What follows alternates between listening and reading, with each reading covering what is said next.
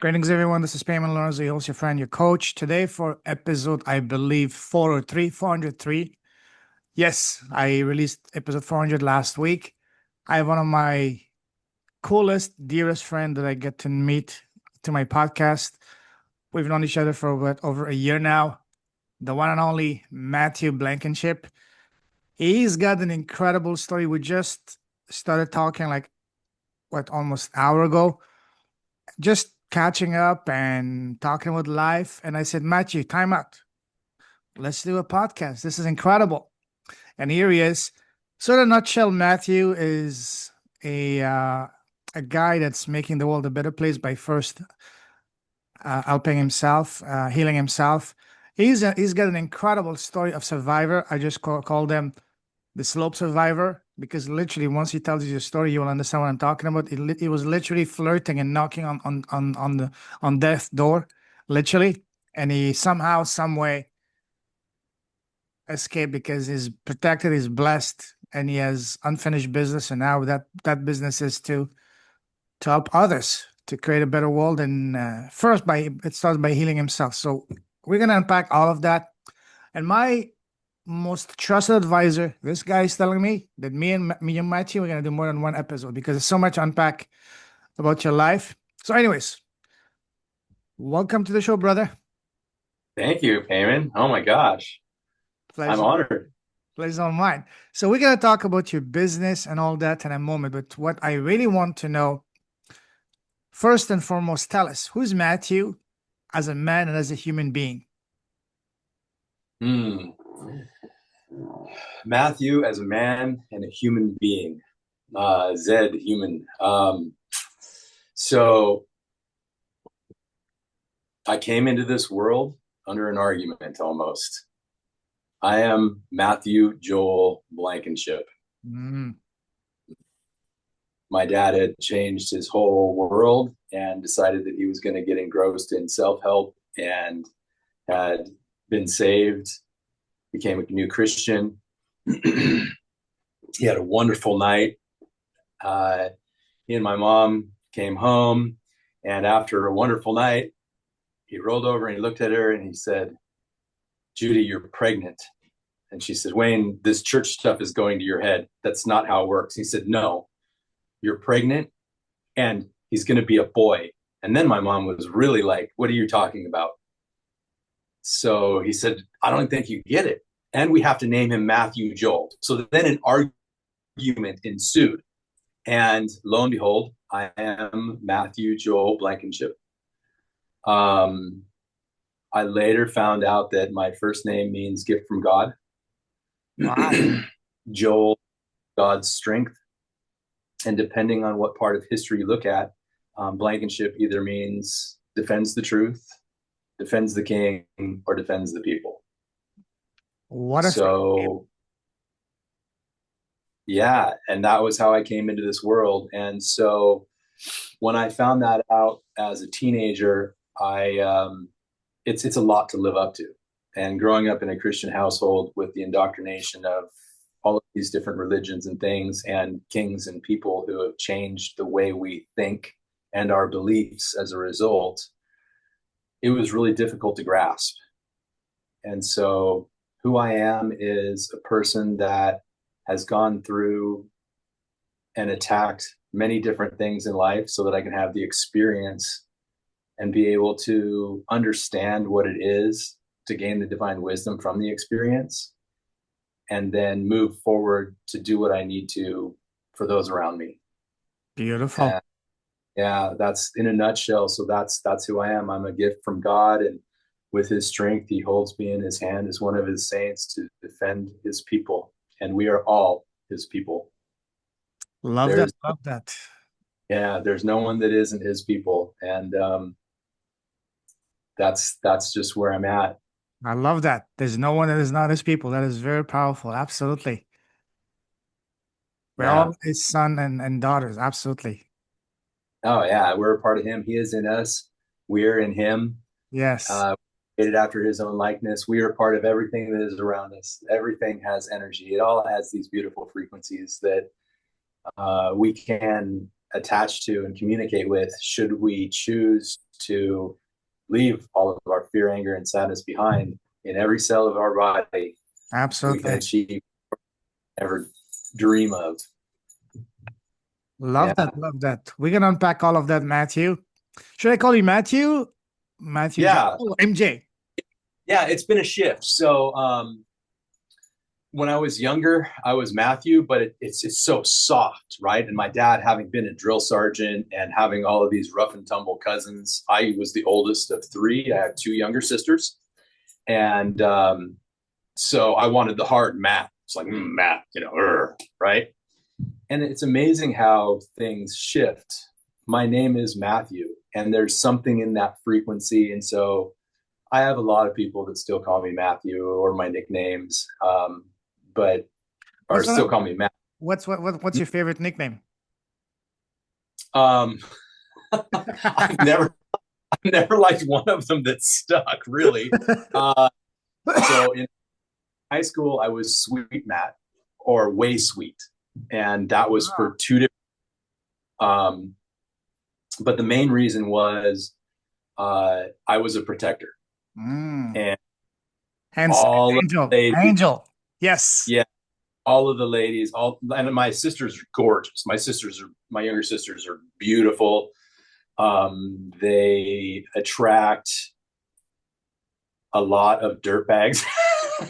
They did when we were in high school. It was like everybody wanted to. You know how it is when you're in school and you're drill team. And I was actually the guy for the drill team that when we would do parades and things, I was the guy carrying all of the music, the big, speakers in front of all of them.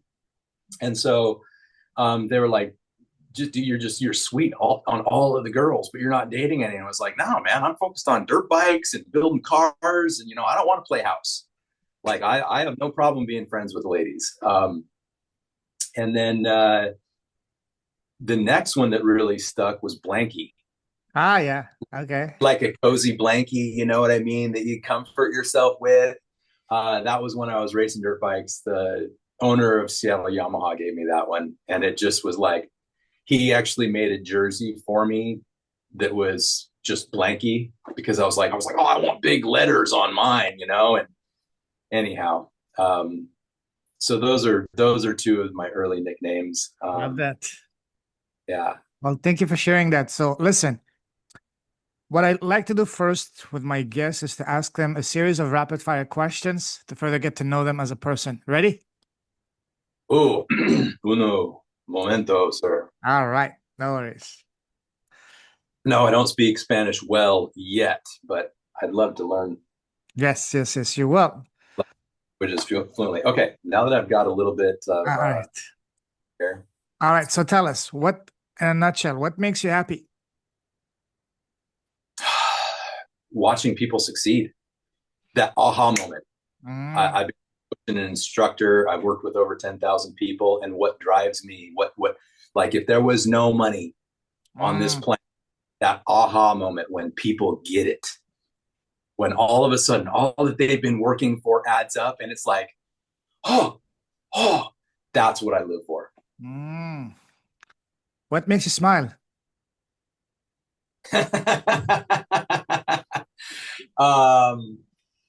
Gosh, there are a lot of things that make me smile, and the more I work on myself, the more my memories make me smile. The little nuances that happen today, I found myself laughing ecstatically as I was getting into my car, and it was beautiful. It felt amazing.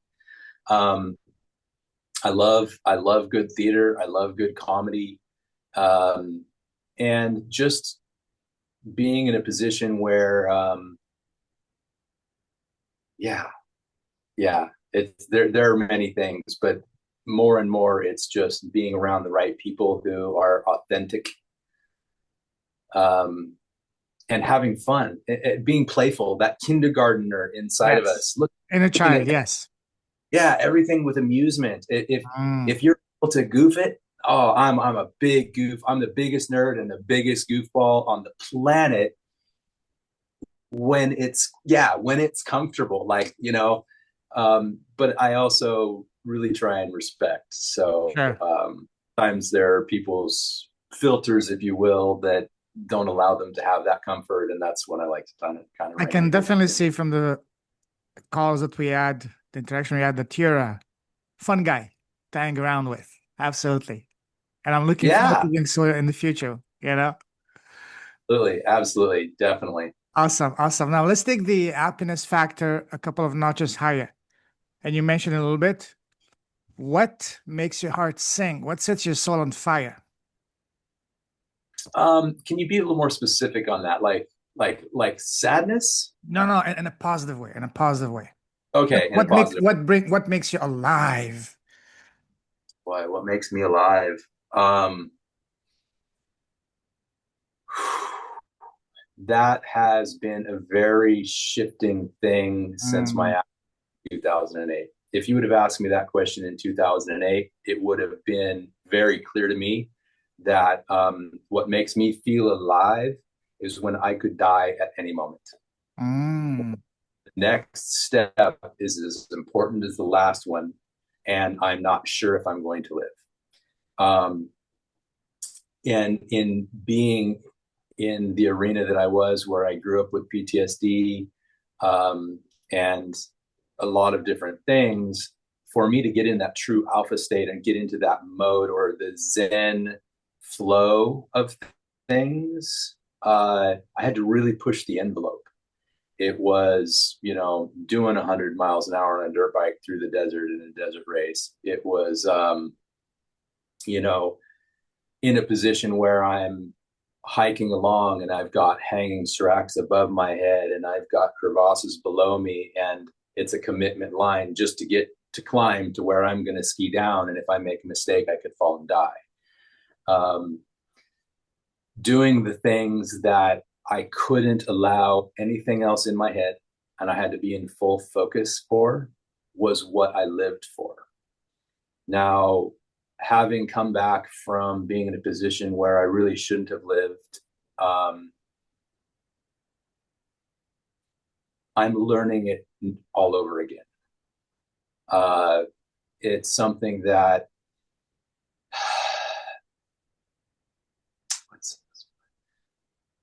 I'm learning it. yeah. I'm learning it. There are new things all the time.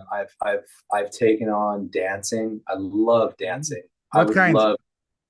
So I basically am just the. My sister is the formal dancer. She had years and years of training, and I didn't realize that I was a good dancer because I was always underneath her. And her and her friends, literally, when we go out to clubs and things, in the movies how everybody like goes like this and they watch.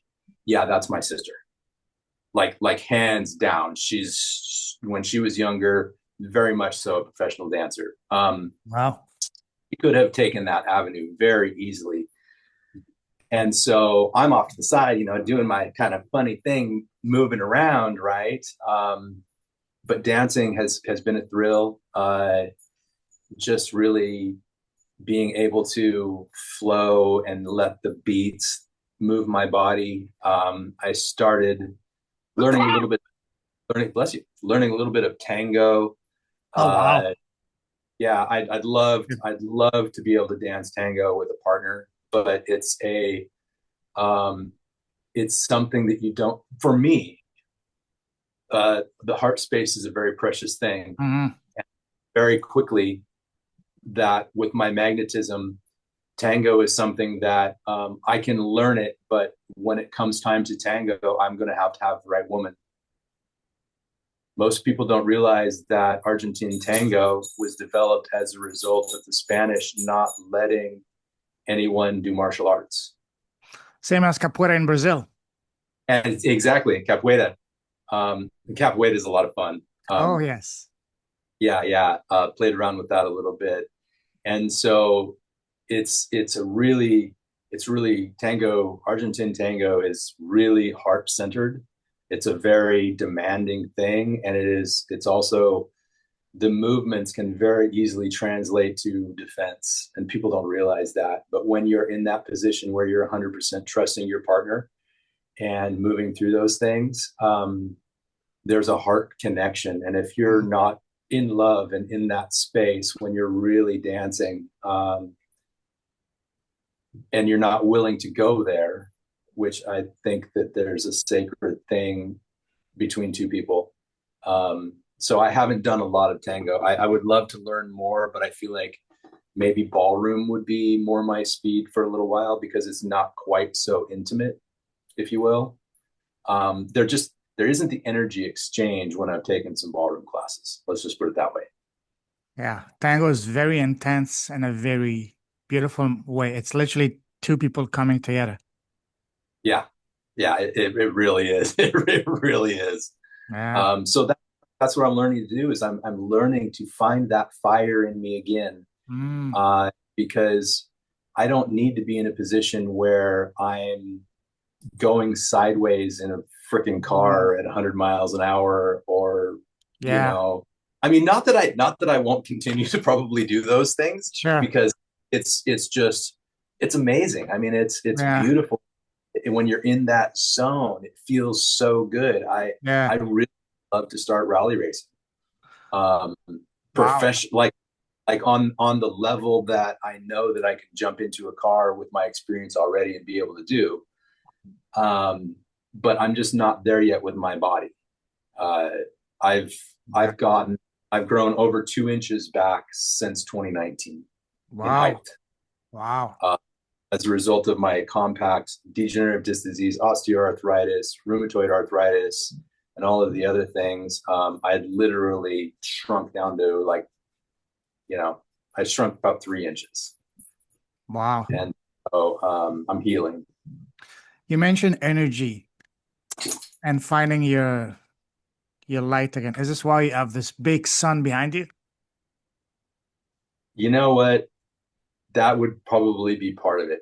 Wow. Um, the sun is a beautiful, powerful thing, and I think that if you are to look at any culture or indigenous peoples on this planet, there was a respect for the sun and an understanding that its energy could be used for our benefit. Well, without the sun, we wouldn't be here, literally. Right, We couldn't right. And if you last more than a week. notice, right here, Yeah. look at that. It looks like two people dancing. Oh, yeah, that's true. Yeah. Wow. And this is an actual picture of the sun. Wow. There's more to be said about the power of the sun than we realize. I mean, right now, honestly, we have gamma waves coming from the sun that are higher than we thought humans could live through right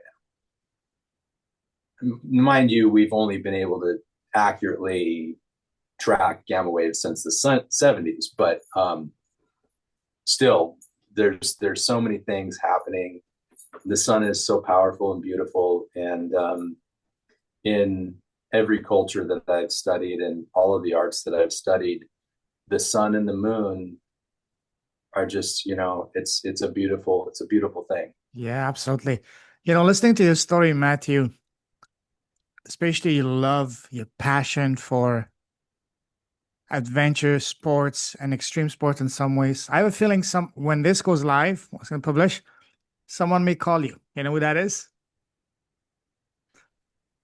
I would be willing to guess that it's probably going to be someone who's a professional athlete or a professional that wants to understand how they can eliminate the willpower and Think bring bigger. things. Think bigger than that. Bigger than that. Oh, I don't know.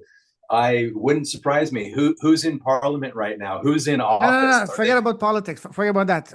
I'm talking about probably the company that epitomizes adventure and travel at the Oh, highest level. yeah, and I would love to be in a position where I'm able to go in and work with the corporate executives of major companies that really embody being Yeah. able to get there and enjoy yourself safely Yeah. with the best gear and things. That's I love. I'm a marketing guy. Listen, think bigger than that. I have a feeling once this goes live, just like the meme and the commercial says, you may have 56 missed calls in the first 15 minutes from Red Bull. Yeah, right. That's what I mean, you know? Would you like to hear a short Red Bull story? Please, please. Okay, so it's Mattawa Desert 100. They don't call it the Mattawa anymore. Um, Big Stuff Jumpers event here in Washington State, 100-mile desert race, and it's a dirt bike event. So I show up and I was injured, which is not unusual for me. So I was not racing. I was pitting for my buddies. And there's this old guy who camped right next to us. And he's got a brand new dirt bike. And his wife is there. And she says, he hasn't been on a dirt bike in 20 years. And, and I'm like, really? She's like, well, a little bit on this new bike in the last bit, but he decided that he wanted to come out and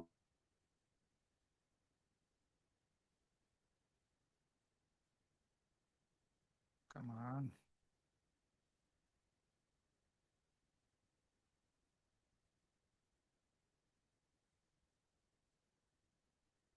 land in order to do it. So he goes out and then he comes back in and one of his tires is blown out and he's like, oh, I'm done. And I was like, no, no, no, no, no, no. I got my bike. Let me go grab. So I go and I rip my wheel off of my bike real quick and I come back. And this was the first year of Red Bull that I recognized. This was back in the 90s. And so this Red Bull guy comes up and he was like, hey, would you like a Red Bull? And he says, sure. And he pounds the thing. And before I got the tire on, he looks at me and he goes, what was in that? He said, Gives you like, wings. I have more. Oh my, his back. He gave him wings, right? I was like, he's like, I'm gonna fly. He rallied, he finished the whole race. It was a wonderful thing. I think that he came in first, like hands down. And it was one of those things where that first experience with Red Bull was so meaningful for me in multiple ways. But the main one was that this was a guy who had an amazing wife. They had a beautiful relationship. They had children. He had taken a break from racing and decided, you know what, this is one of my passions. I love it. It's competitive. It's that masculine competitive energy. He came out and he did it and he freaking just destroyed everything. I mean, he won beautifully. So that's my first experience with Red Bull. Beautiful. Love that. Love that. Yeah. Love that. So don't be surprised if you get 56 missed calls in the first 15 minutes once this goes live. I'm not kidding. Awesome. Awesome. Awesome. Let's move forward. You love traveling, don't you? I do. I haven't done nearly as much as I'd like, but I do love traveling. Awesome. We can do an entire episode on traveling, but we'll do that another time. But I'd like to take you down a different type of traveling, down memory line. Go back to when you're growing up. When we were kids, people around us, family, friends, relatives, neighbors, teachers, always ask us, "Hey, Matthew, what do you want to become when you grow up?" What was your answer to that as a young boy? Actually, I've done two of the three things already. So when I was a kid, it was very clear I was going to be a professional motorcycle racer. Wow. And I was not the best. I was not the fastest. My personality allowed me to be able to sell product. And so I very quickly got taken on by a shop and had some amazing trainers that were Corey had ridden for Team Kawasaki and Team Yamaha. Jimmy LePlant was also on the main circuits. Ted Abernathy. I had people take me under their wing as a result of my discipline, my willingness to do what I was told, and the ability to push hard, hard, hard, and still come out smiling and talking with people.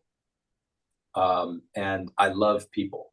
So, and I also love it when everyone plays by the rules. So that was when I was a kid, there were three things that I wanted to do. I wanted to be a professional motorcycle racer, a professional skier, and I wanted to be an actor and a writer and a director. Wow. Well, I am recognized as one of the best instructors around when it comes to skiing and snowboarding. I've got the credentials to back that up. And though I didn't get paid for racing dirt bikes, I did have people paying me to be in the events, and I had some really great perks. I had a deal with Michelin tires where I would get tires for a super discount depending on where I placed, just things of this sort. So I've been living my dreams and focusing on my dreams since I was a child. Um, and the last one, as far as being an actor, a writer, and a director, I don't see that that's too much out of the scope either. Yeah. And it doesn't mean that, for me, I don't need to be the household name.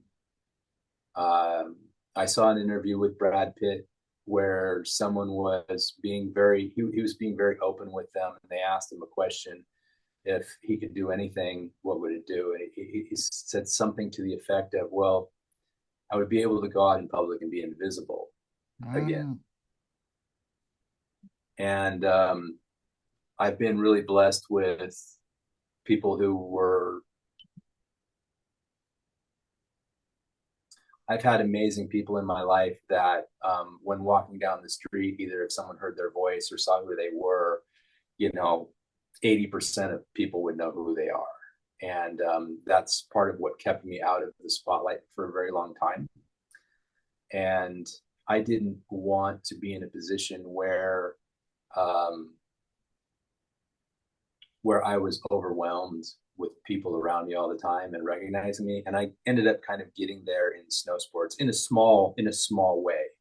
But in Washington, it wasn't unusual for me to be walking through the grocery store and have someone like come up with their kids and be like, "Hey, this is Matt Blankinship. Like, he's the guy who showed me the best day of his life." And he's explaining to his wife. And I'm really trying to remember, and it felt awful because it's like, I really want to know everyone and remember their story and who they are and how they impacted me, because there's always an energy exchange, and you can choose to have that positive result even in a negative experience. You can take away something good from the biggest pile of flaming bat guano if you want to.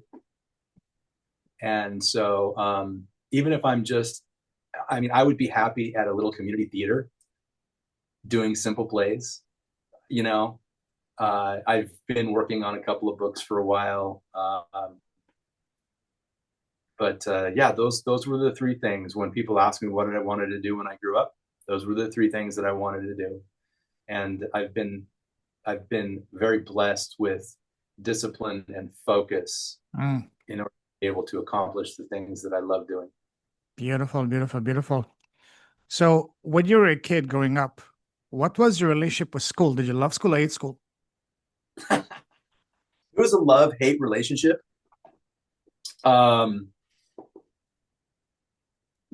Most of my teachers were idiots. I hate to say it, but and the perfect example was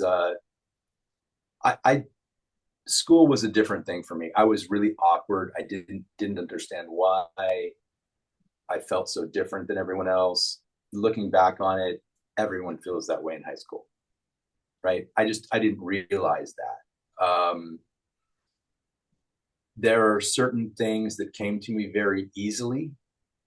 And there were other things that I had to really work hard for. And it's not like I couldn't work hard for it, but what I would find out was that in a lot of aspects in the American education system, they teach you something to make you feel good that's wrong, that you then later have to unlearn for whatever the correct procedure is. And that drove me up a wall. And I have very brilliant minds in my family. I come from a long line of people who have positively influence the planet. And it's some pretty big shoes to fill, really. Um, yeah, I was kind of like your DB student in school. Like I either enjoyed it and I got a B or maybe better, but I didn't feel school was my path. Mm. My grandfather once told me that my mom's dad once told me that, Matthew, you're brilliant, and what it's really going to come down to someday, it's not about the piece of paper or the title. It's about what you can do for the people around you when no one else is watching and how you can accomplish it. So those were kind of my focuses. I was huge on education. There was a time in my life when I read 700 words a minute and 90% retention.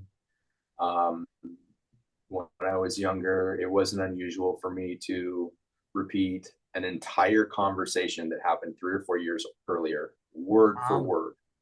And trust me, when you're calling out adults, they do not like that. They do Nobody not does. like it.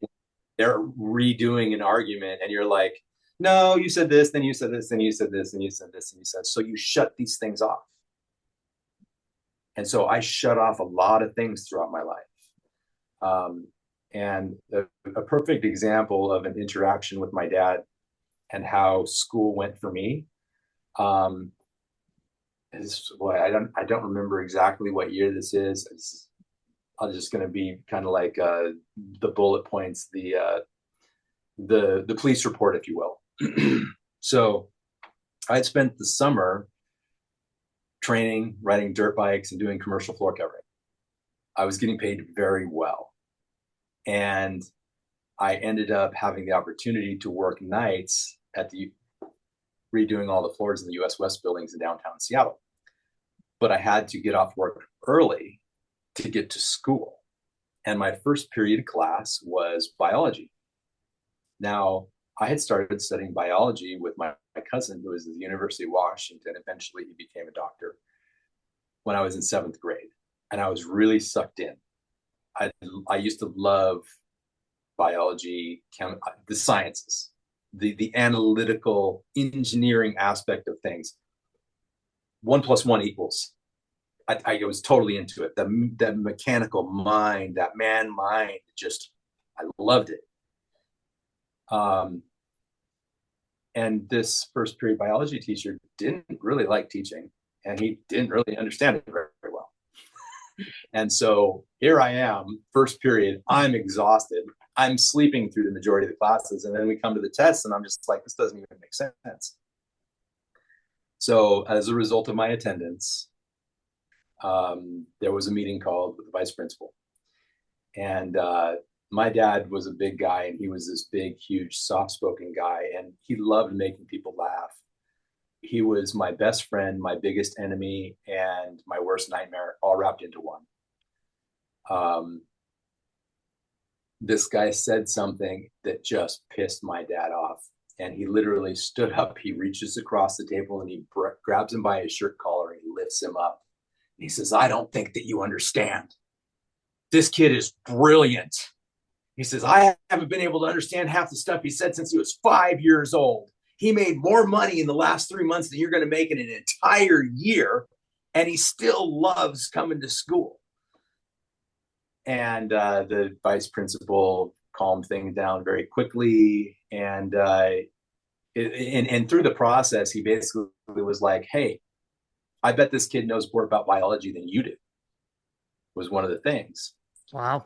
And so the vice principal says, hey, okay, well, let's just see, do you have a test on you? And so the teacher pulls out the test. I'll sway away from names here. Persecute the guilty for their protect the innocent, persecute the guilty, right? No, that's terrible to say. I shouldn't say that. But he pulls out the test, and the first question he asked it to me. I said, I can't answer that. And the vice principal says, why can't you answer that? And I said, because it's too vague. It could be this, this, this, or this. And the teacher was like, what are you talking about? And I went in to explain why there wasn't enough information in the question for me able to answer the question. And then he went to the second one, And they went through, and I basically spent 15 minutes explaining biology to them in high school. So what was I like in school? I was quirky. I was awkward. My full focus was on physical training, defending others, and learning as much as I possibly could. I was a giant sponge. And I had no idea that I was popular until right after my 20-year reunion, when I ran into Wow. one of my buddies that I played soccer with for many years as a child. And he was kind of a quirky, awkward guy. And we're sitting there. I happened to run into him at the UPS store, and he was like, "Oh, are you going to the 20-year reunion?" And I was in a huge amount of pain at the time. I was not doing well. I was walking with two canes. I should have been in a wheelchair. I wasn't doing good at all. And I was like, no. And then he was like, yeah, me either. All I could think of at this point in time was all the negative things in my life because I was in so much pain. I couldn't remember anything happy. Couldn't find my happy place. For years, I couldn't find my happy place. And looking back on it and saying this statement, it's not necessarily a true statement now, but in that moment, this was a true statement. So the guy at the UPS store looks at us and he says, well, why aren't you going to your class reunion? And at the exact same time, word for word in unison, both of us said, because most of those guys were dicks. And Steve looks at me and he's like, dude, what are you talking about? You were super popular. You were friends with everyone. Your sister was, like you did all this stuff. Like you rode dirt bikes, like you were the 50s guy. Like you were always like into the cars and like everybody loved you. And I was like, yeah, dude, but I was awkward. I didn't know that. Yeah, I had my core group of friends. I wanted to be friends with everyone. I was friends with all of these different groups. I mean, who is in auto shop, CAD drafting, and freaking debate club? Seriously, right? And smoking cigarettes behind the freaking thing and wrestling and riding dirt bikes. That was who I was. So there's a little caption on school, right? I like knowledge and I like wisdom. And if you got a degree, cool. I respect that. So in other words, we're kind of like the micro version of James Bond, but at the school level. Yeah. Yeah. No, Coolest cat in the block. Yeah. Our friends group was called the Regulators. If people were having trouble at school and people were bullying them, they would come to us because we were the guys that helped. So basically the school version of James Bond minus the license to kill. Yeah, exactly. It was the license to thrill and the license to help is what it was. And sometimes, I mean, there was once or twice when we were standing off to parents and daring them to call the cops. Like, hey, you just assaulted your kid. Call the cops. Backing them into corners and letting them know that, hey, listen, this is completely unacceptable. You're going to go and get help, or you're going to leave your wife. And no, this is not going to happen. And when you got 5 freaking burly teenagers who are looking for a fight because you just messed with your daughter in a way, or your son, and scared the hell out of them, and they, that's just what we did. We helped people who couldn't help themselves. That's what I've been doing my whole life. And then I found myself in a position where I couldn't help myself, and I couldn't get the help that I needed. And so I truly learned on the other aspect of how important that really was when I had to learn how to write again, when I had to learn the alphabet. Yeah. We'll get to that in a moment, but a couple more questions about when you were growing up, especially when you were in high school and beyond. Were you popular with the ladies? Very popular. but I'm not a promiscuous guy. I believe in true love. I believe in romance. Um, and I felt that when I was young, well, I think I was 7 years old when my dad went, he got the management position at a radio station in Albuquerque, New Mexico. And my mom's dad basically said, hey, you know, you got to protect the women in your life. And Mm. so that's how I felt. Um, and, and like my sister's friends, that looking back on it, I was really kind of a dumbass, to be perfectly honest. Right. And one of the things my mom was like, you can't date any of your sister's friends. It's like, well, she was friends with freaking everybody in my class, everybody in her class, everybody in my sister's class. It's like, well, that eliminates the entire freaking planet here because she's one of the most popular chicks in the world. But looking back on it, I really should have. Well, here's a perfect example. I ran into someone at my mom's memorial service. They flew over here, and they've been married for, let's see here, their kid's 11, so 13 years now. And came up, and it was the same amazing hug, that connection that you feel sometimes with people, right? And I looked down at it and I was like, hey, you know what? In a different timeline, I didn't listen to my mom and I asked you out and we're still married and having an amazing time. And she looked up at me and she was like, it's never too late. And I was just like, whoa, wait, slow your roll, right? I was like, whoa, okay. Like, thank you for that confirmation. And I've been getting that over and over again because I didn't date in high school. I wasn't interested in playing house. And so, I had a lot of lady friends. If we were out doing stupid stuff in our early 20s, or if I was having a party, it wasn't unusual for me to wake up with 2 or 3 chicks in my bed and be like, whoa, okay, because they felt comfortable. They knew that they could crawl in bed with me if they got too drunk and nothing was going to happen because we were friends and I honored them. Mm. So when you have that honor for people, it really changes the way that friendships are built. And so, yes, I had a lot of lady friends, and here's a good example.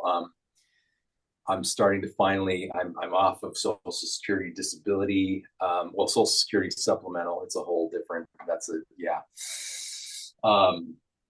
And I'm making a little bit of money, and it's like, I haven't celebrated my own birthday in years. I haven't done anything for myself. And I'm like, I'm getting an Airbnb on the water.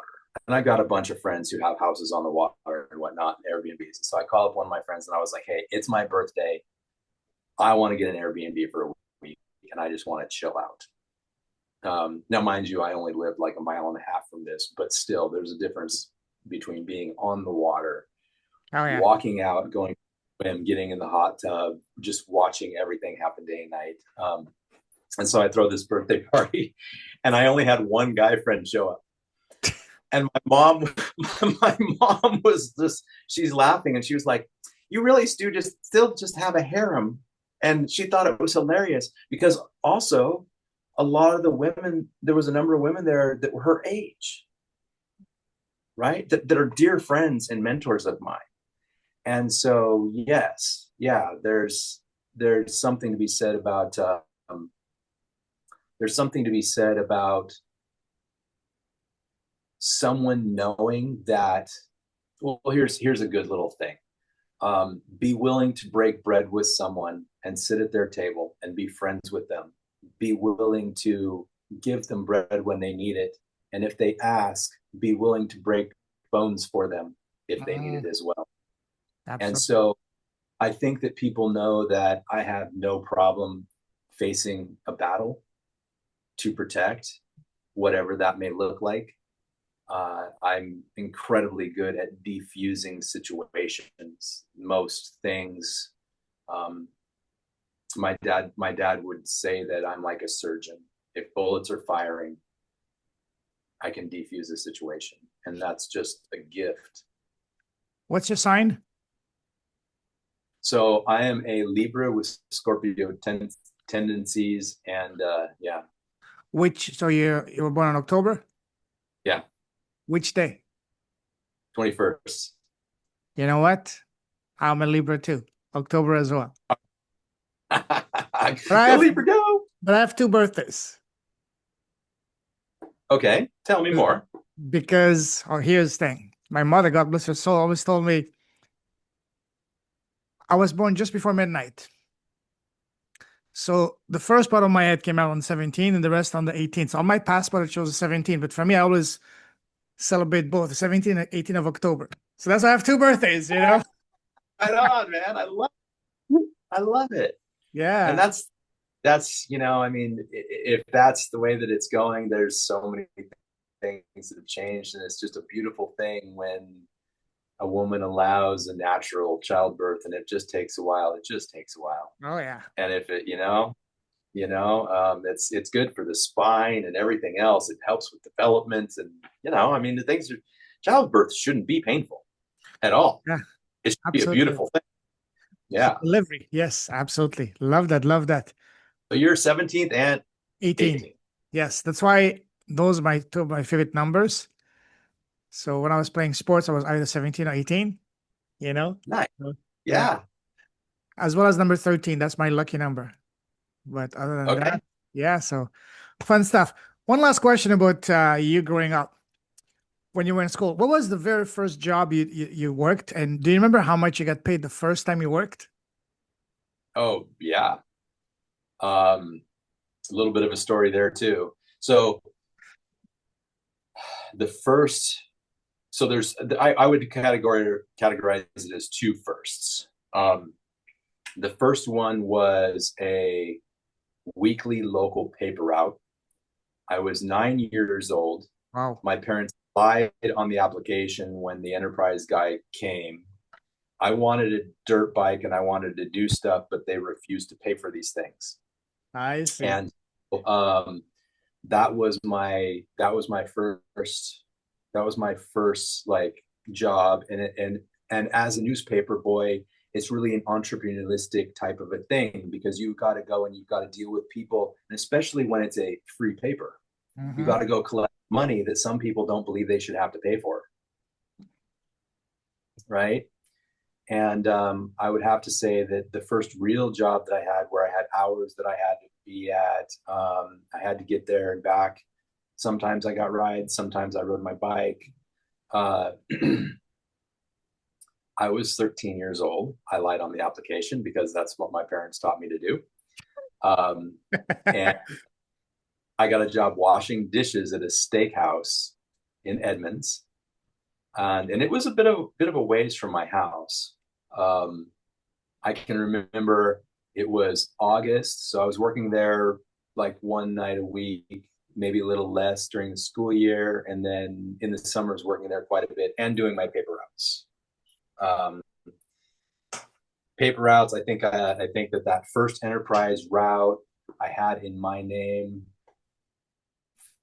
for close to 15 years, and I had other people running the route, and I was collecting and paying them. So I never let go. It was like, hey, this is another stream of revenue. Like, what the heck? I'll hold on to it.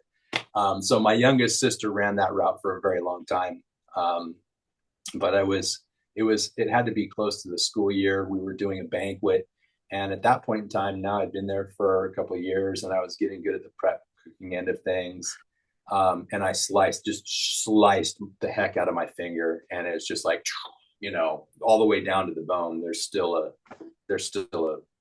Yeah, Wow. you can still see it.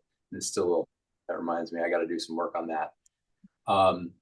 And so they were like, no, you got to go to the hospital. I was like, no, I can't go to the hospital. I don't want to go to the hospital. I go to the hospital and they find out my real age. And you weren't allowed to work in restaurants until you're 15. And I wasn't quite 15. Oops.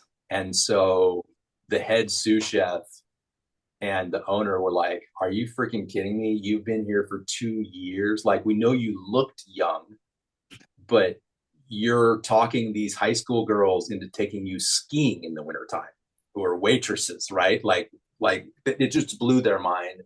And so they were like, you can't work here anymore, but I'll tell you what, we're going to make a phone call for you. And they called one of the restaurants down on the water in Edmonds. And they were like, hey, we've got this kid. He's already been here for 2 years. He's not going to be 15 until October. Would you be willing to take him on? And they were like, oh, heck yeah. And so that was my first real job experience was washing dishes at a friggin' steakhouse that had some of the best freaking line cooked dishes. And oh man, yeah, no, I can, I'm, I identify as a vegan, but sometimes I do eat meat. But I can still cook. Do you remember how much you get paid for the job? Um, yeah, $2.85 an hour. Wow. Do you remember what you did with your very first paycheck? Uh, I believe that I saved the entire thing. To I buy a ended up bike? by bike. Yeah. Wow. I had so when I was 9, I ended up being able to get the bicycle that I really wanted. Of course, I wanted a dirt bike, but I got the bicycle that I really wanted. And did I buy myself anything special with that first paycheck?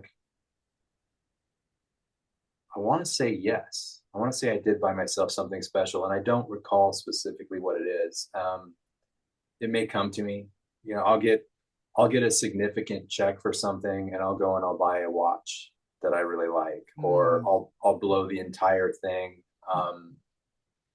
At one point in time in my life, I spent a lot of money on other people because I don't really believe in the monetary system in the way that we have it set up. Hmm. And I feel like there are things that we can do differently in life. And as a result of growing up in a Christian household, a lot of the beliefs that I had in me were not my own. I was indoctrinated into certain things, and I very much respected and loved and felt Yeshua and the presence of the angels. And I knew there was so much there. I knew that God was real, but there was this Bible thing that was getting in between me and my heart space. Mm. And that's a whole nother story. But it's been a journey, and that's part of the reason why I had a very skewed opinion on money, because there were things when I was very young. When you're young and you got a photographic memory for words, people lie all the time Yeah. and realize that they're doing it because they don't remember what the heck they said. But when you're impressionable and you're young and you want to make people happy and you're being belittled and not supported in the way that a child should be supported, it's difficult. And it's not that my parents intentionally did anything wrong, but that's just all they knew. I mean, my dad was a drill sergeant. My dad's dad was the chief bosun's mate on the USS Beaverhead during World War II, which is like the disciplinarian. My entire dad's line is military. Like it's just, that's just what you do.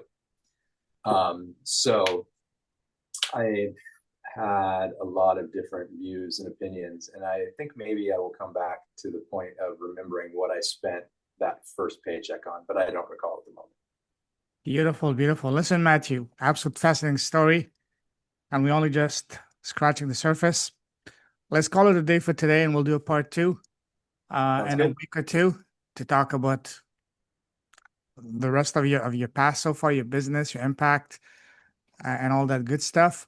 So let's call it a day for today. So if someone wants to connect with you, what's the best way to do so? Um, that's a good question, and I think that I look forward to having a better way in the future. But right now, it's just going to be through email. And Mm-hmm. that's just how it sounds, onepeacefulowl@gmail.com. Beautiful. Like ONE, peaceful owl. How about Facebook? I am on Facebook. Okay. I'm just starting to get back to the point. I couldn't even look at a computer screen or anything for a decade without getting a migraine. Mm, So I literally went from having three different systems and running Ubuntu and my, to um, not even being able to type or look at anything. And so I've really just kept it very simple and grassroots in the mm. last 5 years. I've only done word of mouth stuff for my business. I've just been building that foundation, if you will. And so right now I'm just enjoying being simple Yeah. and moving forward. So One Peaceful Hour is the best way. I am on Facebook. Um, and yeah, and that's if you wanted to follow me on Facebook or Instagram, it is Matthew Blankinship. You can find me there. All right. I'll put those on the show notes. Listen, Matthew, absolute pleasure, blast. The time just flew by, and we're looking forward to part two. We're gonna do that in a couple of weeks or so, and next week or the week after. I salute you, truly with heart. Keep shining your light. Keep blessing the world with your presence, your impact, your smile, everything you do. Stay safe, stay awesome. God bless you, brother, and talk to you very soon. Take care. All right, cool. Take care. Bye bye.